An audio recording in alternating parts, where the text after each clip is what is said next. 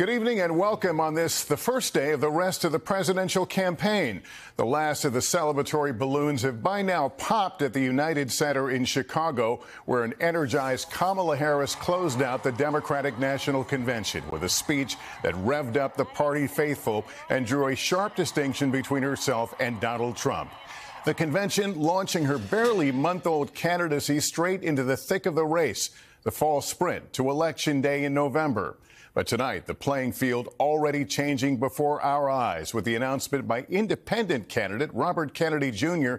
that he is suspending his campaign and is endorsing former President Trump's election bid, saying, "I no longer believe that I have a realistic path of electoral victory."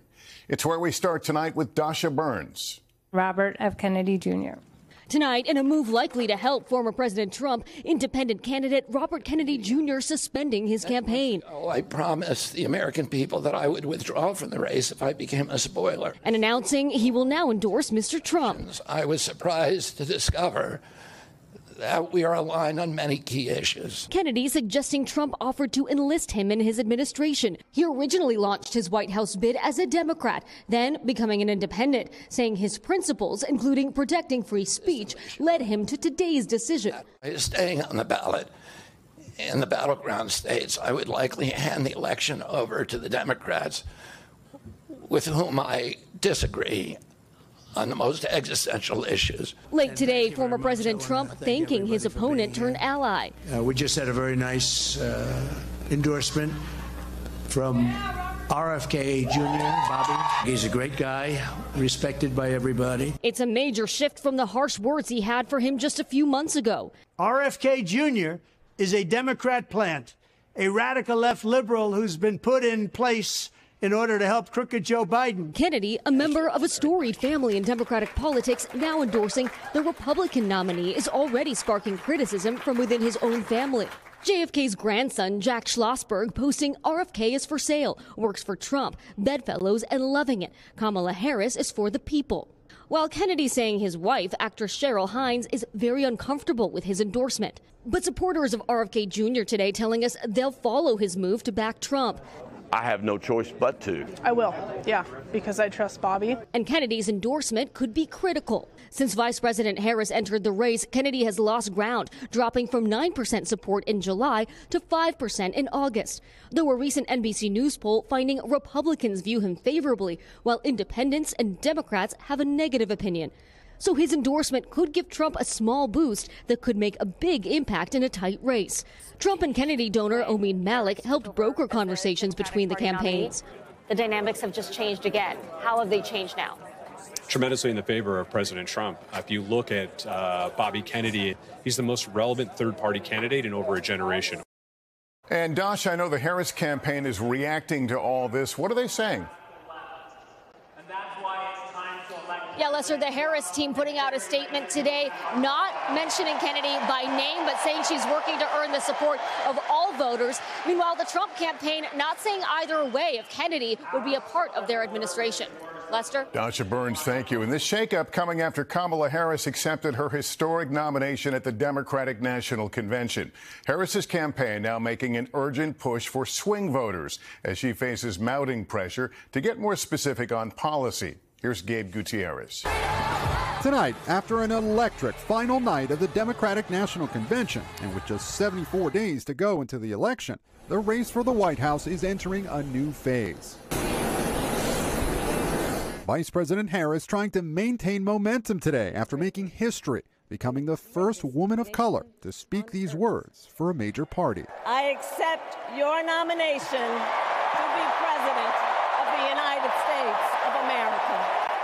But her acceptance speech focused instead on her history as the daughter of immigrants, a Jamaican father, and an Indian mother. She taught us to never complain about injustice, but do something about it. Her great nieces teaching the audience how to pronounce her name. First you say comma like a comma in a sentence. Later, the young girls looked on, this viral picture capturing the weight of the moment. I'm no stranger to unlikely journeys. With protests outside the convention this week, the vice president making pointed remarks about the Israel-Hamas war. Let me be clear.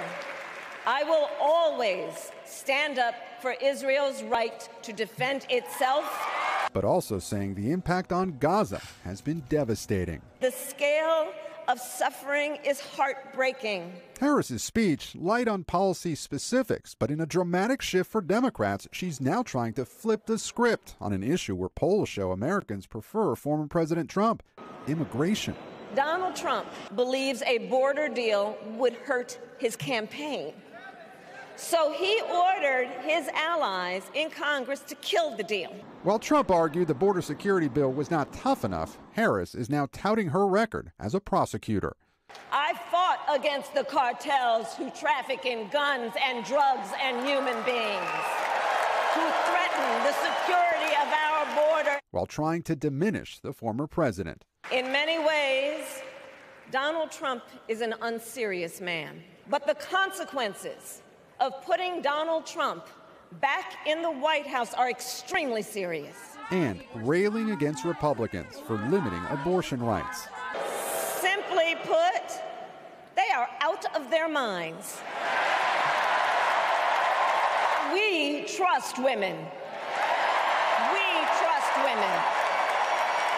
Still, her opponents are slamming the remarks. Just a few minutes after she spoke, Trump accusing Harris of running away from her record as vice president. Why didn't she do the things that she's complaining about? She didn't do any of it. She could have done it 3.5 years ago.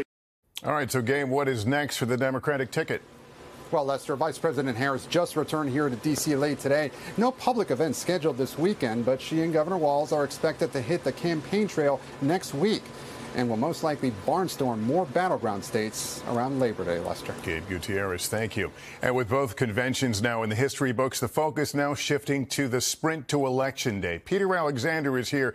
We really think of this as the official start of the campaign. Yeah, just a couple of weeks away from Labor Day, right? The Harris campaign, Lester, is really hoping to capitalize on the success of this convention that both of us are just back for in terms of momentum and money. Hundreds of millions of dollars they've raised over the course of the last several weeks here. But as this race heats up in particular, there are some significant challenges ahead. Many undecided voters say they still want to hear Harris outline some more specific policy positions. Republicans, the Trump campaign in particular, have criticized her for having yet to sit down for an interview or a news conference since Joe Biden dropped out of this race last month. She has committed that she will do an interview before the end of this month. And of course, there's another major moment that's only 2.5 weeks away. That is the debate between Harris and Trump. Will it be the only one the two do? We know the impact of the first debate in this race. We are told by those close to Harris that she's already held one mock debate session. No question, this is going into overtime now as we get into the last stretch. Thanks